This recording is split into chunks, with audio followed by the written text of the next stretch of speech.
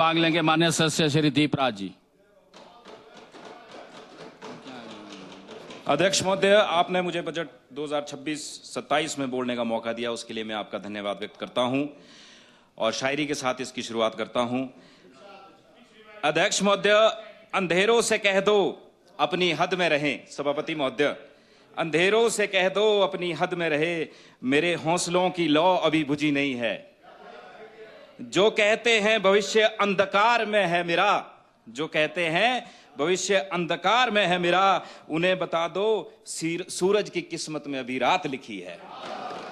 अध्यक्ष महोदय, ये बजट, इस वर्ष का बजट जो है, ये कल्पनाओं का बजट है, कहानियों का बजट है, अहंकार का बजट है, चमत्कार का बजट है, आत्मनिर्भर बताकर कंगाल बनाने वाला बजट है, आम आदमी की जेब काटने वाला बजट है और सबसे बड़ा ये अनुसूचित जाति के लोगों का विरोधी बजट है।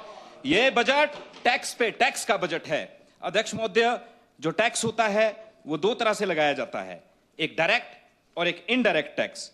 जिस टैक्स पे, जहां पे टैक्स लगे उसे सेस कहते हैं। सबसे पहले जो है सत्ता पक्ष जो है बार बार बात करता है कि इन्होंने मिल्क सेस लगाया और बिजली के बिलों में दूध का जो इन्होंने रेट है वो 61 रुपए की इन्होंने बात कही। मैं बात बताऊं अध्यक्ष महोदय, जो हमारे प्रदेश की जो मिल्क की प्रोडक्शन पिछले वर्ष की है उसमें -4.10% की डिक्रीज आई है। ये आपका इसमें लिखा है ये सारा। और 2022 में और 17.50 मीट्रिक टन दूध जो है इस वर्ष का आपका ये आंकड़ा इसमें है। 2022 में 70% गाय का दूध, 27% भैंस का दूध, 3% बकरी का दूध होता था। लेकिन आज इतनी सुविधाएं, इतना प्राइस बढ़ाने के बावजूद भी आज जो है 71% गाय, 26% भैंस और 3% मात्र गाय का दूध एकत्रित किया जाता है। ये भी पेज नंबर 123 में लिखा है। अध्यक्ष महोदय, गांव में मेरे विधानसभा क्षेत्र में दूध जो है आज भी, पिछले जब आपने ये बताया 21 से 35 रुपए का दूध जो है पर लीटर खरीदा जा रहा है।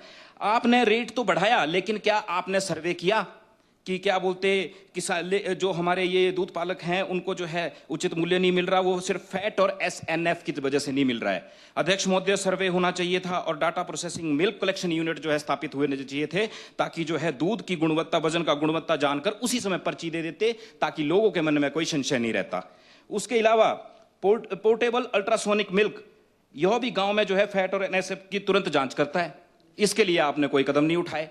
क्या आपने रेट बढ़ाने के अलावा लोगों की गुणवत्ता किस तरह से बढ़ जाए, इस तरह से कि मेरे विधानसभा क्षेत्र में कुफरीदार हो, तेपण हो, छंडियारा हो, यहाँ के लोगों को 31-32 रुपए दूध मिल रहा है। अध्यक्ष महोदय, मछुआरा योजना, मुख्यमंत्री मछुआरा योजना, मछुआरों की बड़ी बात की जाती है। 2025-26 में -35.60% जो है डाउनफॉल हुआ है आपके ये मछली पालन में, ये भी इसी में लिखा है। ट्रॉट फिश की मैं बात करूं, 25-26 में -70.49% का ग्रोथ डाउन हुआ है, पेज नंबर 126। अध्यक्ष महोदय, ड्यू टू हैवी रेन की वजह से जो है क्या हो गया, हिमाचल प्रदेश में ट्रॉट फिश के लिए बिल्कुल प्योर पानी चाहिए होता है, वो पानी जो है उपलब्ध ही नहीं हो पा रहा है। उसकी वजह से जो है लोग जो है वो जो आप ये स्कीमों का लाभ ही नहीं उठा पा रहे हैं। आपकी योजनाएं ऐसी हैं अध्यक्ष महोदय, जैसे वाईफाई तो है, जैसे केजरीवाल जी ने दिल्ली में वाईफाई दिया बस स्टैंडों में, उन वाईफाई में क्या बोलते सिग्नल तो था पर स्पीड थी नहीं, स्पीड गायब। वैसा ही हाल इस बजट का है, इस योजना का है। अध्यक्ष महोदय, मैंने देखा कि बजट में बार बार जो है हिमाचल प्रदेश के संसाधनों की बात की जाती है, बार बार भारतीय जनता पार्टी पे आरोप लगाया जाता है कि पिछली सरकार ने बिजली के जो है वो संसाधन बेचे। अध्यक्ष महोदय, SJ विनल जब पहली बार हिमाचल प्रदेश में आया तो ये 1994 की बात है, जब झाकड़ी में NJPC हुआ करता था। 1994 में किसकी सरकार थी भैया प्रदेश में, देश में किसकी सरकार थी? 12% प्लस 1% का रेवेन्यू जनरेट होगा, ये किसने आधारित किया? ये कांग्रेस सरकार ने अध्यक्ष सभापति महोदय ये लागू किया। और सबसे बड़ी बात, ये लागू करने की जरूरत क्यों पड़ी? क्योंकि हिमाचल प्रदेश के जो भी हमारे इलेक्ट्रिसिटी बोर्ड के प्रोजेक्ट हैं उनमें सबसे बड़ी दिक्कत क्या आती है, एक तो डिपार्टमेंटली ट्रांसफर हो जाती है, फंड जो है डाइवर्ट कर देते हैं। फंड डाइवर्ट करने के साथ साथ में जो है एडमिनिस्ट्रेटर की कमी, ये बैठे नहीं यहाँ पे अर्थशास्त्री अभी, और मैनेजमेंट की भारी कमी, और बैंक का ट्रस्ट इश्यू सबसे ज्यादा रहता है। कोई अगर मान लो हमने 1000 मेगावाट का प्रोजेक्ट लगाना है हाइड्रो का, तो उसके लिए 10,000 करोड़ की लागत आती है, जिसमें से कि 3,000 जो है वो प्रदेश सरकार करता है और 7,000 बैंक देता है। लेकिन बैंक की स्टेट्स की जो है वो क्रेडिबिलिटी ही नहीं है। और बार बार जो है ये बात की जाती है कि भाई और जो मैं बताऊं रेट हिमाचल प्रदेश में 2 रुपए 50 पैसे दिया जाता है, बल्कि जम्मू कश्मीर में 6 रुपए, उत्तराखंड में 7 रुपए और लेह में जो है 6 रुपए है। 2024 में जो है सरकार ने जो है आदरणीय जगत नेगी जी और आदरणीय सुंदर जी की अध्यक्षता में एक कमेटी बनाई थी हाइड्रो प्रोजेक्ट को लेके। उसका क्या हुआ? उसके तथ्य भी रखिए विधानसभा में अध्यक्ष महोदय, वो सिर्फ और सिर्फ हवाई बातें।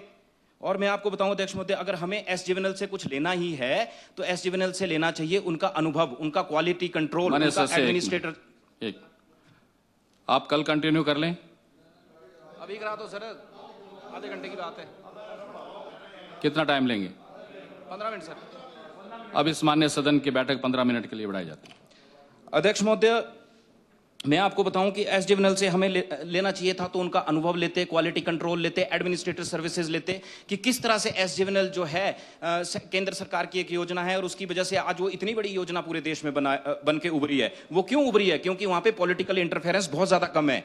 एसजेवीएनएल में आप किसी भी नेता का फोन करा के कोई गलत काम नहीं करा सकते।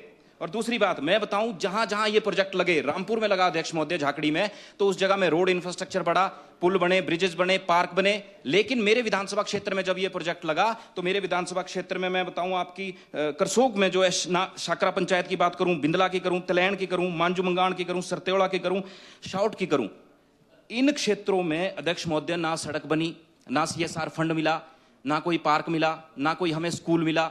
ये सब जो सिर्फ और सिर्फ जो है ये भेदभाव की राजनीति का कमाल है।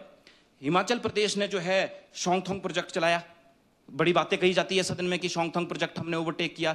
आज भी क्या उस शोंगथोंग प्रोजेक्ट से आय आ रही है? एसजेवीएनएल के 2 अधिकारियों को नियुक्त करना पड़ा शोंगथोंग प्रोजेक्ट को पूरी तरह से चलाने के लिए। जोगिंद्रनगर का प्रोजेक्ट 22 साल लगे आप लोगों को उस प्रोजेक्ट को बनाने के लिए। हम लोगों को यह भी समझने की आवश्यकता है। और उसके अलावा अध्यक्ष महोदय, हमारे प्रदेश की जो है जो अनुभव और मैनेजमेंट जो है हम लोगों को उनसे सीखने की आवश्यकता है। और कार्यप्रणाली से तो ऐसा लगता है अध्यक्ष महोदय जी, मुख्यमंत्री जी की बातों से तो ऐसा लगता है कि वो मल्टीटास्क में एक्सपर्ट है। एक साथ एक ही समय में काम को टालना और चिंता ना करना, ये दोनों काम वो एक साथ कर सकते हैं। अध्यक्ष महोदय, ये प्रदेश में जो है अधिकतर जनसंख्या युवाओं की है और आज हमारे प्रदेश में युवाओं का क्या हाल है? 4% बेरोजगारी जो है अब 6% हो गई है। 2% का इंक्रीमेंट हुआ है। 15 से 29 साल के युवा में से 30% अनएम्प्लॉयड है। 3 में से हर एक बच्चा जो है वो बेरोजगार है। आपने बेरोजगार भत्ता दिया, आपने बजट में लिखा है, आपने 5,18,807, ये तो वो रजिस्टर है जो लेबर डिपार्टमेंट में रजिस्टर्ड होते हैं। मैं बड़े तथ्य से कह सकता हूं क्योंकि मैंने भी अपने आप को रजिस्टर्ड नहीं करवाया था कभी। हिमाचल प्रदेश के कम से कम 10 लाख बेरोजगार युवा ऐसे हैं जिन्होंने अपने आप को इस डिपार्टमेंट में रजिस्टर्ड ही नहीं करवाया है। और आपने क्या किया? आपने मात्र और मात्र 3,717 युवाओं को बेरोजगार भत्ता दिया और आपने लेबर सेस लगाकर 70 करोड़ रुपए की आय जो है इंडस्ट्रियल एरिया से अर्जित की। लेकिन उसके बावजूद जो है आप लोग ये जो पैसा आया उस पैसे का आप सही रूप से जो है प्रदेश के युवाओं में वितरण नहीं कर पाए। आपने बात कही राजीव गांधी ई स्टार्टअप योजना की, आपने 4 करोड़ रुपए 56 बेनिफिशियरी को बांटे। अध्यक्ष महोदय, सभापति महोदय, एक विधानसभा के खाते में एक युवा तो डाल देते। एक विधानसभा में एक युवा हमारे भी टैक्सी चला लेता। उसके अलावा मैं बात करूं, हमारे केंद्र सरकार की एक योजना है रैंप, ये भी इसी में लिखा है, सेंट्रल गवर्नमेंट की स्कीम है, वर्ल्ड बैंक से इसकी फंडिंग आती है। 1 करोड़ 80 लाख रुपए जो है 700 औरतों को वितरण किए गए उद्योग के लिए। प्रति महिला कितना पैसा आता है? 25,000 रुपए। अब 25,000 रुपए से तो एक कमरा नहीं आता 1 साल के लिए किराए के लिए, और आप उपेक्षा कर रहे हैं कि जो प्रदेश की महिलाएं हैं वो सशक्त होंगी। ये कैसा सशक्तिकरण? और इसके अलावा यहीं तक नहीं रुके, आपने जो है बात कही कि आपने मजदूरों की दिहाड़ी 750 रुपए कर दी। चलो अच्छी बात है भाई, लेकिन आपके प्यारे मित्र, वन मित्र, पशु मित्र, इनकी तनख्वाह 5,000, 10,000। क्या ये अन्याय नहीं है? क्या ये लेबर लॉ का उल्लंघन नहीं है? सदन में बैठ के बातें करी जा रही हैं कि इनको इतनी तनख्वाह दे दी, इतनी दे दी गई। और तो और आगे आने वाला समय एआई का जमाना है। एआई के समय में, आर्टिफिशियल इंटेलिजेंस के समय में जो टेक्निकल जॉब्स हैं, वोकेशनल जॉब्स हैं, उनका टाइम पीरियड होगा। मेरे विधानसभा क्षेत्र में एक आईटीआई की बिल्डिंग है। मुझे कम से कम 3 साल से ये बोलते हुए हो गया कि वहां का लोहा बिकने वाला है, उसके लिए पैसे दे दो। उसके लिए तो कुछ नहीं मिला इस बजट में। पॉलिटेक्निक के लिए 4 बीघे 16 बिस्वे और 40 लाख रुपए का प्रावधान है, किया था पिछली सरकार ने। उसके लिए भी 1 रुपए का बजट नहीं अध्यक्ष महोदय। टेक्निकल, और दूसरी मैं बताऊं कि अब मैं बताऊं कि ये कल्पनाओं और नींद के, अध्यक्ष महोदय, ये जो बजट है ये कल्पनाओं और नींद के बवंडर में फंसे हैं प्रदेश के मसीहा। कल्पनाओं और नींद के बवंडर में फंसे हैं प्रदेश के मसीहा। प्रदेश के युवाओं को जो आपने सपने दिखाए थे, उनको सच करने के लिए आपने क्या क्या किया? कुछ नहीं किया अध्यक्ष महोदय। बार बार बात की जाती है टूरिज्म की। आज हमारे हिमाचल प्रदेश की टूरिज्म की हालात क्या है? एक समय वो मैं आपको बताऊं कि 1,44,00,000 लोग जो हैं इस वर्ष जो है हिमाचल प्रदेश घूमने आए हैं। और वहीं बात करूं मैं कि उत्तराखंड की 6 करोड़ लोग अध्यक्ष महोदय वहां के लिए आए हैं। कोविड को छोड़कर अभी तक का हाईएस्ट डिक्रीज है ये, -25.26%। और तो और मैं आपको बताऊं, होटल इंडस्ट्री का contribution on growth state value added जो है 8.41% है। ये भी पेज नंबर 262 पे लिखा है। सबसे पहले क्या होता था, और हमने इनके साथ क्या किया अध्यक्ष महोदय? कुछ होटल इंडस्ट्री के लोगों के लिए कोई नई योजना लाई जो एग्जिस्टिंग से हिमाचल प्रदेश में होटल्स चला रहे हैं। सबसे पहले क्या होता था कि यहाँ पे फॉरेन टूरिस्ट बहुत आते थे, 5 लाख आते थे पर ईयर। आज 85,000। वो ये बिल्डिंग और ये कंक्रीट का शहर देखने नहीं आते थे, वो इसलिए आते थे क्योंकि अंग्रेजों ने यहाँ पे राजधानी क्यों बसाई, ये मूल कारण था शिमला आने का। आपको मैं बताऊं अध्यक्ष महोदय, उसके अलावा डायरेक्ट रूप से 46,795, ये भी इसी का आंकड़ा है, इंडिविजुअल परिवार जो है इससे चलते हैं। लेकिन मेरा मानना ये है कि होटल इंडस्ट्री से और टूरिज्म से 10 लाख रोजगार जो है हिमाचल प्रदेश में प्रत्यक्ष और अप्रत्यक्ष रूप से पैदा होते हैं। लेकिन आपने क्या किया? आपने जो HPTDC के ये टूरिज्म के होटल थे, आपने वो भी लीज पे दे दिए।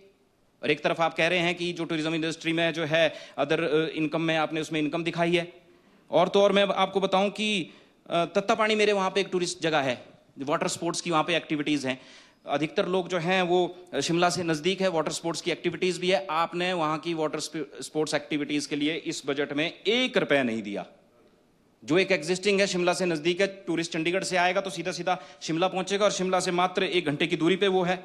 मैं आपको बताऊं अध्यक्ष महोदय, हम सब आज यहाँ पे बैठे हैं, अधिकतर जो हिमाचल के लोग हैं वो हिमाचल HP बोर्ड से पढ़े लिखे हैं।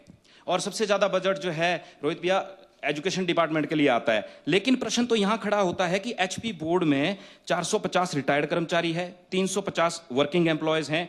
लेकिन पिछले 2023 से जब से कांग्रेस की सरकार आई है, हर साल जो है HP बोर्ड प्रदेश के स्कूलों को जो है किताबें फ्री देता है। पहली से लेकर 8वीं तक की सेंटर गवर्नमेंट की योजना की तरफ से आते हैं, और 9वीं और 10वीं क्लास के लिए जो है वो प्रदेश सरकार पैसा देती है। 80 करोड़ रुपए 3 साल से आपने HP बोर्ड की पेमेंट नहीं की है, तो ये 18% जा कहां रहा है एजुकेशन का? आपने बताया CBSE करेंगे, ठीक है भाई, CBSE स्कूल बदलने से थोड़ी ना बढ़ जाएगा। इंफ्रास्ट्रक्चर का क्या? स्मार्ट क्लासेस का क्या? प्लेग्राउंड्स का क्या? सिर्फ 2 स्कूल मेरे वहां विधानसभा में।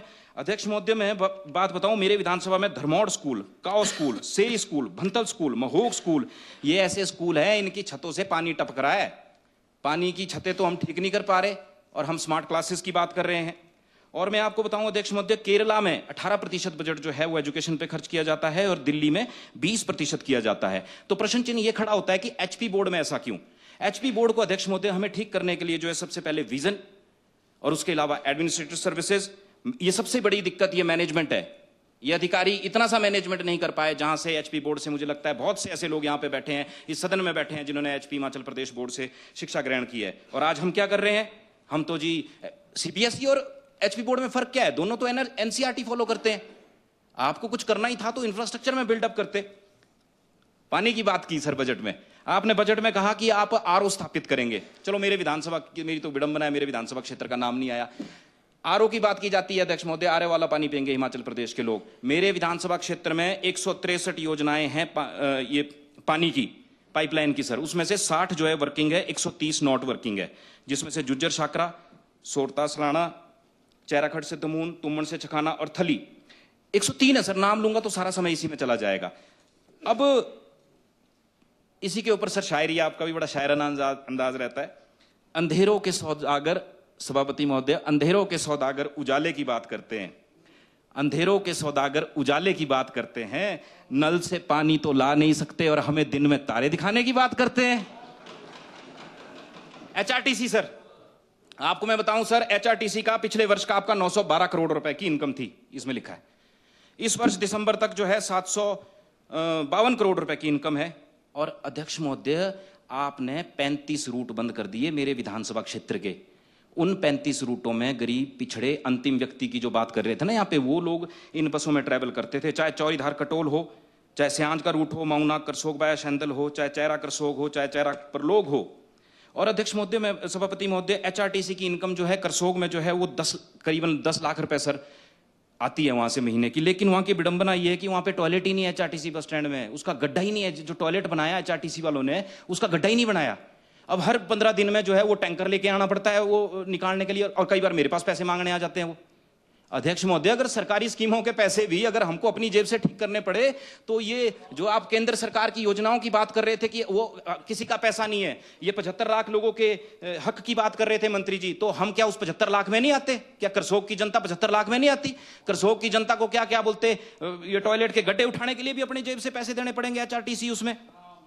मैं आपको बताऊं अध्यक्ष महोदय, ये आंकड़ा है आप ही के इसका, 75 लाख लोगों में से 24,666 गाड़ियां जो है एचपी की हैं, हिमाचल प्रदेश के लोगों की है। ये आंकड़ा है 272 नंबर पेज पे लिखा हुआ है। अब इतनी ज्यादा गाड़ियां होने के बावजूद जो है ट्रैफिक की समस्या भी आती है, वो भी समझने वाली बात है। इस दिशा में भी हमको एक निर्णय लेने की जरूरत है, क्योंकि अधिकतर गाड़ियां टूरिस्टों की नहीं है, यहीं के हिमाचल के लोगों की है, पर 3 व्यक्ति में से 1 व्यक्ति के पास गाड़ी है। अब अध्यक्ष महोदय, सड़कों पर आ जाते हैं। हमने देखा कि भाई सड़कों के लिए सबसे ज्यादा पैसा केंद्र की योजनाओं से आता है इस समय पे। ये चाहते तो कैपिटल एक्सपेंडिचर 40% खर्च करते सभापति महोदय। 40% खर्च करने से क्या होता, पीएमजीसीवाई की ज्यादा से ज्यादा योजनाएं कैसे फील्ड में आ सके, कैसे ग्राउंड में आ सके, हम सबको उसके लिए काम करने की आवश्यकता थी। अब दिक्कत क्या आती है, लोगों को गिफ्ट डीड देनी होती है, गिफ्ट डीड में उनके अपने पैसे लगते हैं, बैंक में एनओसी होती है, एनओसी नहीं मिल पाती है, तो इस वजह से पीएमजीसीवाई के रोडों के अप्रूवल कम आते हैं। तो इस दिशा में क्या काम किया डिपार्टमेंट के मंत्री जी ने, और यहाँ पे हमें बड़ा पाठ पढ़ा रहे थे कि हमने 7500 करोड़ का जो है बिल्कुल तरीके से आवंटन किया। उन्हीं, मेरी विधानसभा उन्हीं के क्षेत्र से होकर जाती है, उनके खुद के विधानसभा क्षेत्र से जिससे वो जीत के आते हैं, वहां तो उनसे डंगे लगे नहीं। और हिमाचल प्रदेश में सम्मानता की बात, ये कैसा सम्मान जो वो खुद के साथ सम्मान नहीं कर पा रहे। और अध्यक्ष महोदय, मुझे लगता है कि जैसे मुख्यमंत्री जी ने कहा ये बजट उन्होंने खुद बनाया, अगर इस बजट में अनुभव की कमी है, मैं तो चाहता उप मुख्यमंत्री जी को लेते, रोहित भाई को लेते, विक्रम जी को लेते, इनसे राय मशवरा करते, मुझे लगता है खुद ही बना दिया है, और जनता के हित की कोई बात ही नहीं रह गई है इसमें। अनुभव की कमी, एक्सपीरियंस की कमी, मैनेजमेंट की कमी, आप लोग भी सच्चे हैं, आपको क्या बोले भाई हम। उसके अलावा मैं बताऊं कि मेरे विधानसभा क्षेत्र में कितनी सड़कें, पांगणा से छंडियारा, शाना से बईसरई, कांडा से जनोज, चिटाधाटू से खनेरी, नांज से चोहाश, कैलर से नावीधार, बेलर से रेष्टाधार, ऐसी बहुत सी सड़कें अध्यक्ष महोदय, मांजू मंगाण, लेकिन इसके लिए कोई बजट नहीं, जहां आज तक भी सड़क नहीं पहुंची है। अध्यक्ष महोदय, सबसे बड़ा अन्याय तो इसमें अनुसूचित जाति के लोगों के साथ हुआ है। मैं आपको बताऊं, वेलफेयर योजना के माध्यम से मेरे विधानसभा क्षेत्र में 500 क्या 1000 से ज्यादा फाइलें पड़ी है, पिछले 3 वर्षों में 50 घर नहीं मिले। रूपचंद जी, रामदास जी, हुक्मचंद जी, कमला देवी जी, घर नहीं मिले, 500 से ज्यादा। और ये मुझे क्या कहते हैं कि गरीबों की कोई नहीं सुनता, सच कहते हैं वो, इस सरकार में गरीबों की कोई नहीं सुनता अध्यक्ष महोदय।